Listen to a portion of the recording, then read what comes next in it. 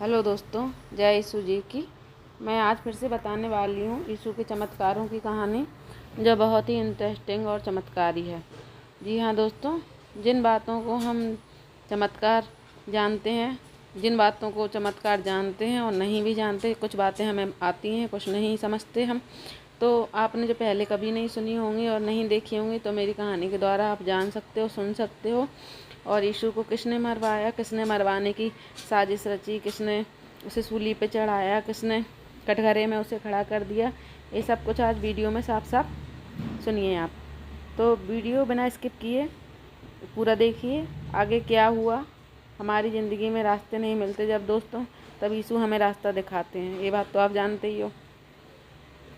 जब हमें नदी में बचाने वाला हमें कोई नज़र नहीं आता, तब यीशु हमें दिखाई देते हैं।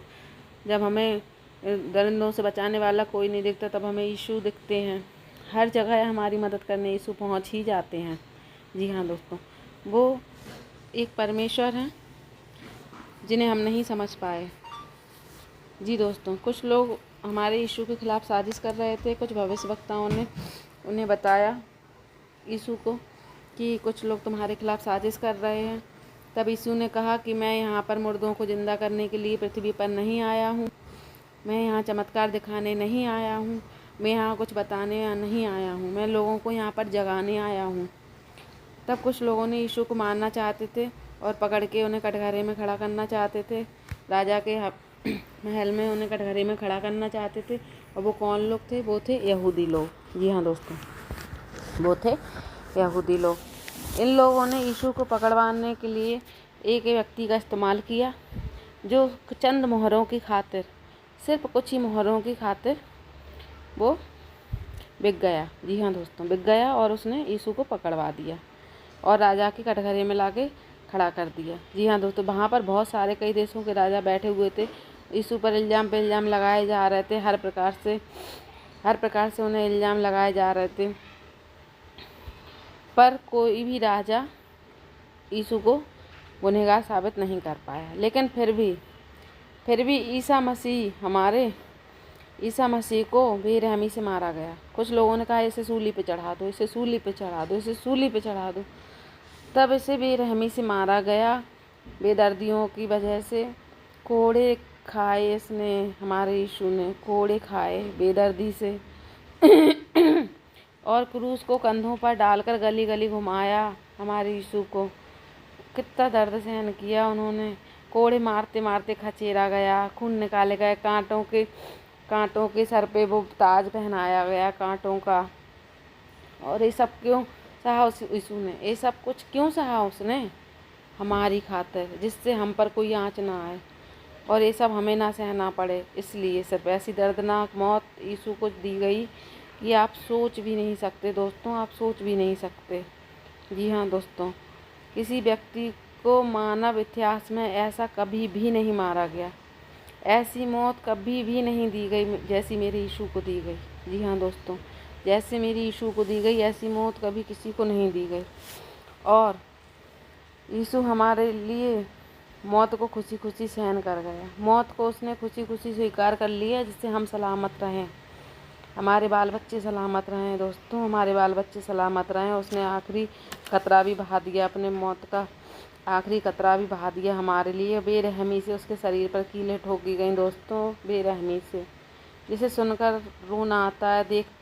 जब हम उस टाइम पे होते तो पता नहीं हमारा क्या हाल होता। उसे बेरहमी से कीलें ठोकी गईं दोस्तों। उसने किया ही क्या था उसने हमारे लिए सब कुछ अच्छा किया, चमत्कार पे चमत्कार किए। फिर यहूदियों ने उन्हें क्यों मारा? क्यों उसे मौत के घाट उतार दिया? क्यों? क्या बिगाड़ा था उसने उन लोगों का? उसे क्यों बेरहमी से कीलों से गोद दिया? पूरे शरीर का कतरा कतरा छीन लिया उससे, जिसे देखकर हमारी रूह कांप जाती है दोस्तों, हमारी रूह कांप जाती है। तब यीशु के मुँह से मरते समय यीशु ने कहा कि हे परमेश्वर पिता, इन लोगों को, जिसने हमारे साथ ऐसा किया, इन लोगों को क्षमा कर देना। मतलब मरते समय भी हमारे यीशु को लोगों के प्रति बिल्कुल भी क्लेश नहीं था। तब भी वो ईश्वर से उन्हें क्षमा करने की याचना कर रहे थे कि ये नहीं जानते कि ये क्या कर रहे हैं, इन लोगों को क्षमा कर देना, ये नहीं जानते कि ये क्या कर रहे हैं। और यीशु ने बड़े शब्दों में पुकार कर कहा कि हे पिता, मैं अपनी आत्मा तेरे हाथों में सौंपता हूँ। यह कहकर उन्होंने अपने प्राण त्याग दिए। मेरे दोस्तों, प्राण त्याग दिए। तब लोगों ने कहा कि ईसा मसीह चमत्कार करते थे, वो सच्चे थे, तो क्यों मार दिए गए। तो दोस्तों, वो हमारे लिए मारे गए। उन्होंने मौत को खुशी खुशी स्वीकार किया, तो सिर्फ और सिर्फ हमारे लिए, हम अच्छे से रह पाएँ, हम पर कोई जुल्म ना करे, हमें कोई सताए ना, कोई हमें बेदर्दी से मारे ना। और वो चुपचाप ये सब सहन करते गए, जिससे हम लोगों को कुछ ना हो, हम लोग खुशी खुशी रह सकें। जी हाँ दोस्तों, तभी एक अद्भुत घटना घटी दोस्तों। उनके मरने के बाद 3 दिन बाद, जी हाँ दोस्तों, यीशु मसीह के मरने के बाद 3 दिन बाद एक अद्भुत घटना घटी कि कई लोगों ने यीशु को 3 दिन बाद फिर से देखा। जी हाँ दोस्तों, इस पवित्र आत्मा को प्रभु की फिर से देखा। मरने के 3 दिन बाद मुर्दा घर से यीशु 3 दिन बाद जी उठा। जी हाँ दोस्तों, मुर्दा घर से हमारे यीशु प्रभु 3 दिन बाद जी उठे। और कई लोगों ने यीशु को 3 दिन बाद फिर से देखा, और ऐसी अद्भुत घटना घटी कि इस पवित्र आत्मा को प्रभु ने बादलों के बीच समेट लिया। और ये चमत्कार कई लोगों ने देखा। और फिर पृथ्वी पर 2 देवदूत आए और उन्होंने सबको बताया कि ये सिर्फ और सिर्फ तुम्हारे यीशु ही नहीं थे, ये स्वयं परमेश्वर थे। हाँ दोस्तों, ये स्वयं परमेश्वर थे। जी हाँ दोस्तों, अब इसके आगे की कहानी दोस्तों मैं कल बताऊंगी। सुनने के लिए तैयार रहिए, मेरी चैनल पर बने रहिए दोस्तों। और मैं इसके आगे की कहानी कल बताऊंगी।